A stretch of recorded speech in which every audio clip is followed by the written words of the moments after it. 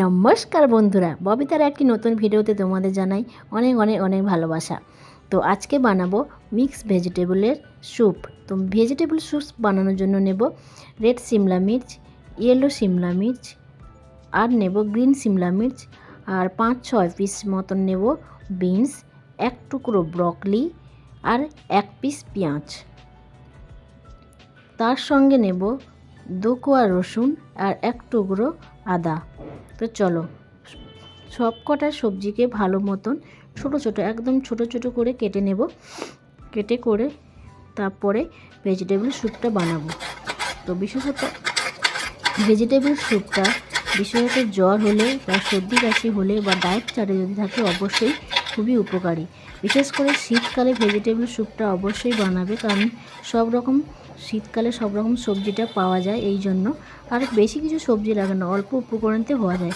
তোমরা যদি চাও এতে কর্নও অ্যাড করতে পারো, বেবি কর্ন, বাট আমার কাছে ছিল না এই জন্য বেবি কর্ন অ্যাড করিনি। তো যে যেরকম সবজি পছন্দ করো সেই রকম সবজি দিয়ে ভেজিটেবল স্যুপ বানাতে পারো।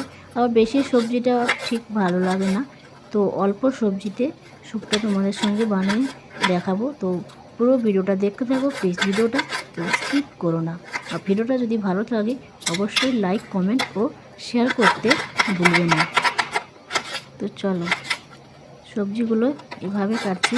এখানে বিশেষত আমরা চাকু দিয়ে সবজি কাটি, বেশিরভাগ গ্রামের বাড়িতে হলে বঁটি দিয়ে সবজি কাটে, কিন্তু এখানে আমরা চাকু দিয়ে সবজি কাটতে অভ্যস্ত। তো বেশিরভাগ কাজটাই আমরা চাকুতে, বেশিরভাগ না পুরো কাজটাই আমরা চাকু দিয়েই করি, ঠিক আছে। তো গ্রামের দিকে গেলে বঁটিতে যেমন বসে কাটা হয়, এরকম এখানে সেরকম কোনো সিস্টেমই নেই বঁটে সবজি কাটা। তো চাকুতে কাটতে কাটতে সিরিয়াসলি বলছি অভ্যেস হয়ে গেছে, ঠিক আছে। এখন আর কী হয় জানো তো, চাকু না নিলে আর কাজ হয় না, মনে হয় কিছু আমি কাজ করছি না, চাকু দিয়েই সব কাজ করতে এখন অভ্যস্ত হয়ে গেছি। বিশেষত বাড়িতে ব্যাপারটা আলাদা, বাইরের ব্যাপারটা সম্পূর্ণই আলাদা। এখন করে করে অভ্যেস হয়ে গেছে, এখন আর কিছু মনেই হয় না, খুবই সিম্পলই লাগে এখন সব কিছু। তো চলো এই আমি ঢং করিয়ে তোমাদের সঙ্গে দেখাচ্ছি, সবজিগুলো কেটেছি, তোমরাও এইভাবে কাটবে। একটু বেশি ঢং করে ফেলেছি, ঠিক আছে, কিছু মনে করো না। তো চলো এবারে আদা রসুনটা একটু কুটে নেব, মানে থেতো করে নেব। তোমরা চাইলে এখানে আদা রসুনটা মিহি মিহি করে কেটে নিতে পারো, ঠিক আছে। আমি কিন্তু আদা রসুনটা কুটে নিচ্ছি, এখানে মিহি মিহি করছি না। আদা রসুনটা কুটে নিলে মনে হয় বেস্ট হয়, কারণ ওর রসটা পুরোটা মানে ফ্লেভারটা পুরোটা ছড়ে যায়। তো দেখো এইভাবে কেটে নিচ্ছি। এবার চুলাতে বসিয়ে দিলাম একটা প্যানের মধ্যে একটু হাত দিয়ে দেখছিলাম কড়াইটা গরম হয়েছে কিনা, ঠিক আছে। এর মধ্যে তেল বেশি না, একদম 1 চামচ মতো, 1 টেবিল চামচ মতনই তেল নেব। অলিভ অয়েল হলে খুবই ভালো হয়, নাহলে ঘিতে দিতে পারো, নাহলে বাটারে বানাতে পারো, ঠিক আছে।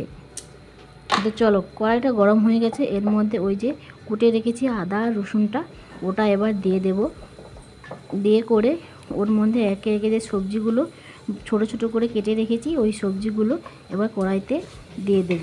আদা রসুনটা একটু ভালো করে নাড়াচাড়া হয়ে যাক, তারপরে ওর মধ্যে সবজিগুলো একে একে করে দিয়ে দেবো। আদা রসুনটা একটু হালকা মানে 2-3 মিনিট মতো ভাজা হলেই হবে। চলো এর মধ্যে এবার আদা রসুন দিয়ে দিয়েছি, এর মধ্যে পেঁয়াজটা দিয়েছি, পেঁয়াজটা দিয়ে করে 2-3 মিনিট মতন ফ্রাই করব। 3 মিনিট মতন ফ্রাই করার পরে এখানে দিয়ে দেব ওই যে সবজিটা কেটে রেখেছি, ওই সবজিটা দিয়ে করে নাড়াচাড়া করব কিছুক্ষণ ধরে। এখানে বিশেষত কী হয় জানো তো, এখানে যারা এখানে যারা সব দিদি বা আন্টিরা বিশেষত রাতের বা তো হালকা ডায়েট করে, তো হালকা খাবারটা নিতে খুবই পছন্দ করে। তাই ভাবলাম একটু যখন সুপি বানাচ্ছি ভিডিওটা করে রাখি, তোমাদের সঙ্গে অবশ্যই শেয়ার করবো আমার বন্ধুদের সঙ্গে। আমার বন্ধুরা অবশ্যই বানাতে পারবে, একবার বাড়িতে বানিয়ে চেষ্টা করো, খুবই খুবই সুন্দর লাগবে, বাইরে কেনার থেকে বেশি হবে। তো এর মধ্যে 2 চামচ নুন দিয়ে দিলাম, নুনটা দিয়ে দিলাম কারণ সবজিটা একটু মানে জীর্ণ হয়ে যাবে সমস্ত সবজি দিয়ে। এর মধ্যে এবার একটুখানি 2 থেকে 3 মিনিট মতন ঢেকে রেখে দেবো।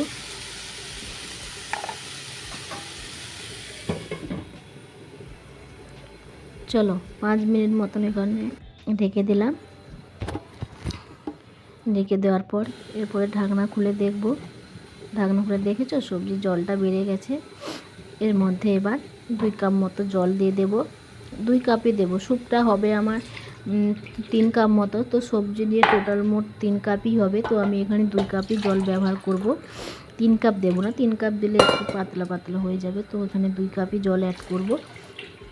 2 কাপ জল অ্যাড করার পর এবার আমি সবজিটাকে ঢেকে দেব।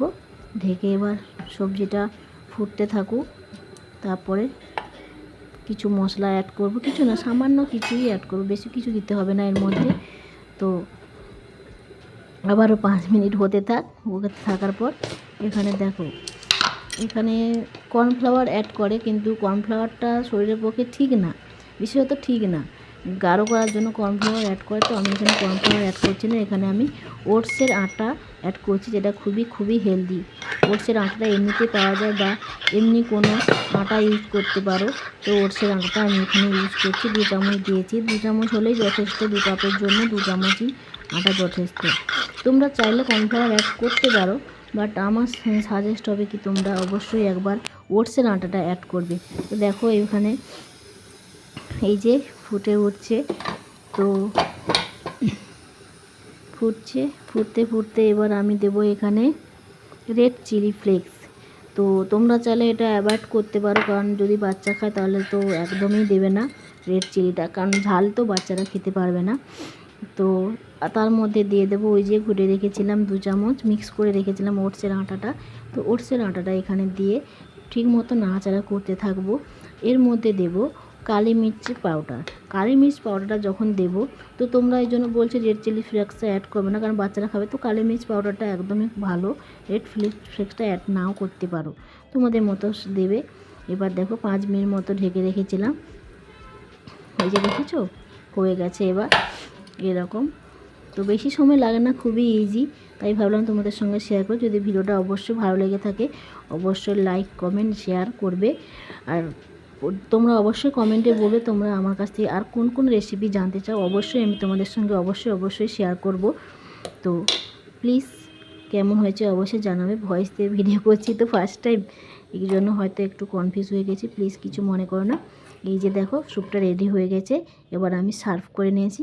দেখো কত সুন্দর, খুবই টেস্টি, প্লিজ এনজয়।